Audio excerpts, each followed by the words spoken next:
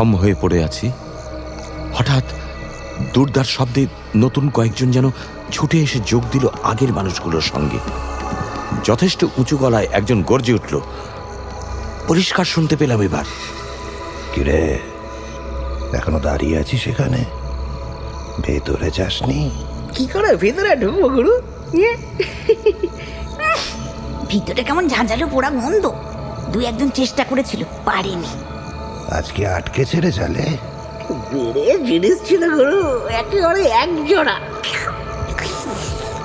লালু হতচ্ছাড়া কথা। মিন সেটা কোনো কমেন্ট নয় দাদা। ব্যাপার দেখে সেই যে শটকান দিয়েছে আর ধারে কাছে আসেনি। এতদিন পরে জালে মাছ আটকে তাহলে লাভটা কি হলো? ওস্তাদ কোথায়? তেনাকেও তো ডেকে আনতে পারতিস, ঠিক ঢুকে পড়তো। ওসব গন্ধে কিছু হয় না ওনার। সে কি আর হয়নি গুরু? তা তিনি তো শুনেই ভাগিয়ে দিলেন। কবে নাকি তেনাকে জোড়া মোড়ক ভেট দিয়েছেন এনারা, তিনি আসবেন।